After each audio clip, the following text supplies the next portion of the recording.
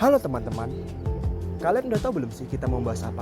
Jadi, kita akan membahas tentang hukum adat versus hukum negara, konflik dan kolaborasi di Indonesia. Kalian udah tahu belum kalau Indonesia itu memiliki dua sistem hukum, yaitu hukum adat dan hukum negara. Tapi, kadang kedua hukum ini sering kali bertentangan. Kalian mau lihat penjelasan lebih lanjut? Yuk kita bahas.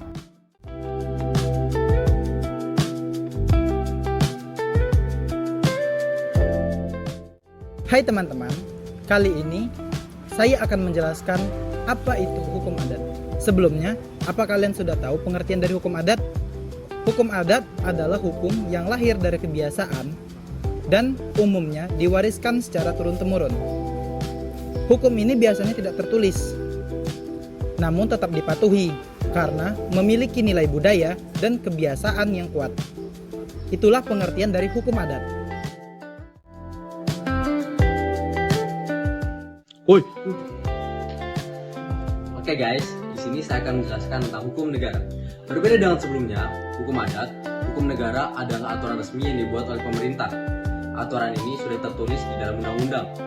Dan hukum ini berlaku untuk seluruh warga Indonesia dan sudah memiliki sanksi yang jelas. Halo guys, saya akan menjelaskan konflik hukum adat yang sering terjadi dalam kehidupan sehari-hari. Hukum negara dan hukum adat saling berinteraksi. Kadang mendukung, kadang juga bertabrakan. Contohnya seperti tanah adat, masyarakat punya adat sendiri, tapi negara juga punya hukum yang harus kita ikuti. Oke.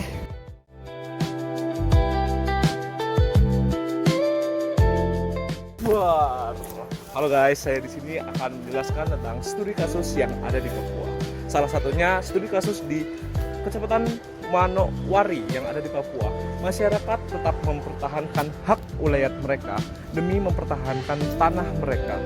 Nah, di sini penyelesaian dari pemerintah adalah melakukan berdialog dan berdiskusi dengan hukum adat dan hukum negara. Nah, di sini telah mencapai kesepakatan damai dengan menghormati hukum adat itu sendiri dan hukum negara itu sendiri.